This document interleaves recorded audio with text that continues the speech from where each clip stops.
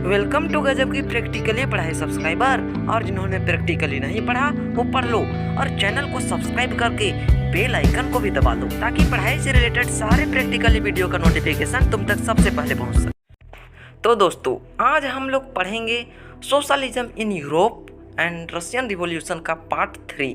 तो हम लोग देख रहे थे कि सोशलिज्म का आइडिया सारे लोगों तक पहुंच रहा था और उन लोगों तक पहुंचाने के लिए बहुत लोग काम किए। उन लोगों का नाम अभी मैं बताता हूँ। पहला आदमी का नाम था रॉबर्ट ओवेन। ये लोगों को आइडिया दिए, ये क्या कहें कि कोऑपरेटिव कम्युनिटी होना चाहिए, मतलब बहुत सारे लोग मिल के काम करें और उनसे जितना भी फायदा होगा सब आपस में बांट लिया जाए, मतलब उसमें जितना भी प्रॉफिट होगा भाई सारा बांट लिया जाएगा। ऐसा कह के रॉबर्ट ओवेन कोऑपरेटिव कम्युनिटी का आइडिया देते हैं। और यूएस में एक जगह है इंडियाना, वहाँ पर न्यू हार्मनी नाम का ये कम्युनिटी बनाए और प्रैक्टिस करके भी देख रहे थे कि ये कैसा होता है। तो चाहे जैसा हो ठीक ही हुआ। अब नेक्स्ट महाशय का एंट्री आता है। ये क्या बोलते हैं भाई, ये बोलते हैं ना कि कोऑपरेटिव कम्युनिटी का आइडिया तो ठीक है लेकिन ये पूरा कंट्री में होगा कैसे। इसके लिए तो एक चीज़ करना होगा, वो चीज़ है गवर्नमेंट। मतलब गवर्नमेंट के अंडर में कोऑपरेटिव कम्युनिटी होना चाहिए जिससे कि कोई एक आदमी फायदा को ना ले सके, नहीं तो ऐसा में भी कोई आदमी कम ज़्यादा भी ले सकता है ना। इसीलिए गवर्नमेंट के अंदर कोऑपरेटिव सोसाइटी होना चाहिए, तभी समाज सोशलिज्म बनेगा। तो ये महाशय का नाम था लुइस ब्लेंस। भाई तुम्हारे बुक में ना इनका बर्थडे डेट और ये कब मरे हैं उनका डेट भी दिया हुआ है।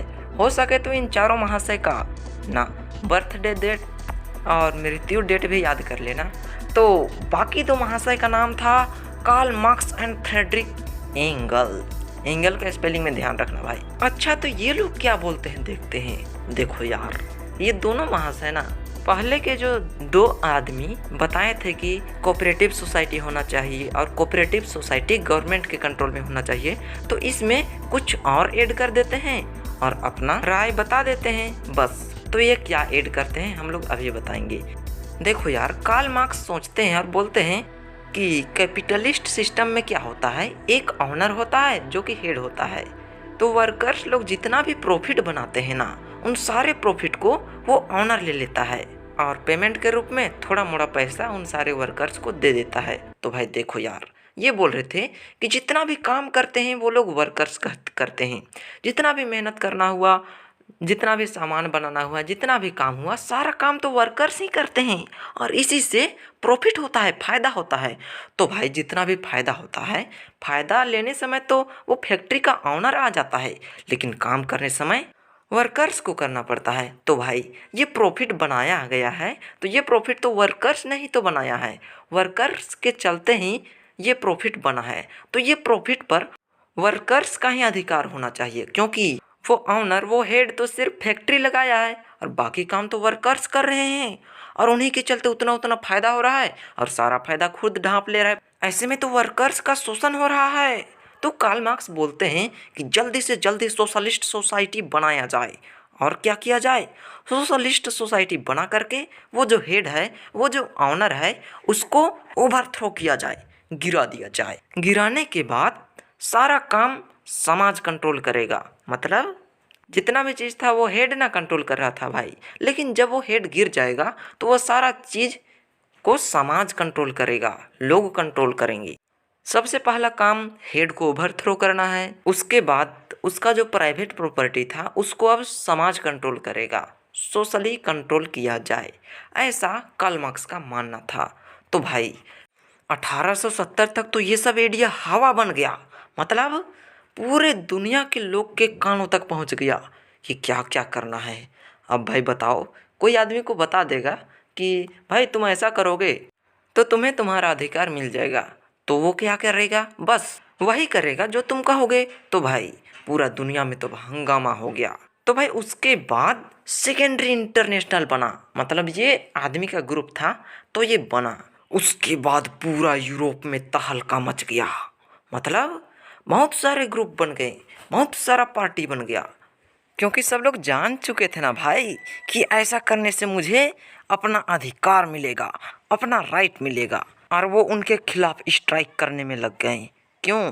क्योंकि भाई फैक्ट्री के जितने भी वर्कर्स थे ना, सारे वर्कर्स का शोषण हो रहा था। काम करने समय तो 15 घंटा काम करना पड़ता था, लेकिन वेतन लेने समय थोड़ा सा देता था। खाने पीने के लिए प्रॉब्लम होता ही था, साथ में लेट्रिन करने के लिए भी प्रॉब्लम होता था, बताओ भाई, और साथ में सोने के लिए भी प्रॉब्लम। इसलिए सब कोई गुस्साए हुए थे और चाहते थे कि कैपिटलिस्ट सिस्टम हट जाए, ताकि हम लोग को इन सब प्रॉब्लम का सामना नहीं करना पड़े। यार ये डस्टर भी ना कितना जल्दी काला हो जाता है देख रहे हो ना, एक दिन ही तो इसे मिटाया ही हूँ, आज ही इससे मिटा रहा हूँ, इतना काला हो गया। जाने दो, फिर से धो लेना होगा। तो हम लोग देख रहे थे कि कार्ल मार्क्स का आइडिया पूरा यूरोप में फैल गया है। उसका आइडिया कमाल कर रहा है। उसने बता दिया कि ऐसा ऐसा करने से तुम्हारा अधिकार मिलेगा। जितने भी वर्कर्स थे वो अपने अपने मांग लेकर बैठ गए। वो लोग का मांग था कि हमारा वर्किंग कंडीशन सुधरे, मतलब 15-15 घंटा काम नहीं करवाया जाए, और साथ में रहने के लिए जो प्रॉब्लम होता है तो इसके लिए भी कुछ काम किया जाए। और कुछ लोग बोल रहे थे कि हमें वोट देने का अधिकार मिले। जर्मनी में एक एसोसिएशन बनाया गया जिसका नाम था सोशल डेमोक्रेटिक पार्टी, जिससे कि लोग पार्लियामेंट के कुछ सीट जीत सके और अपना बात रखा जाए। ब्रिटेन में लेबर पार्टी बना, फ्रांस में भी एक पार्टी बना जिसका नाम था सोशलिस्ट पार्टी। तो भाई देख रहे हो ना, सारे लोग जागरूक हो रहे हैं, लेकिन फिर भी 1914 तक कोई फायदा नहीं हुआ। मतलब 1914 तक कैपिटलिस्ट ही रहा, क्योंकि जो लोग उनके खिलाफ आवाज़ उठाते बस उन लोग को पनिश किया जाता था। और ऊपर से राजा तो राजा बनकर बैठल है, एकदम महाराज के जैसा बेवकूफ़ आदमी। वो बस अपना शासन चाहता है और कुछ नहीं। मतलब राजा भी कुछ नहीं कहता था भाई, ऐसा है।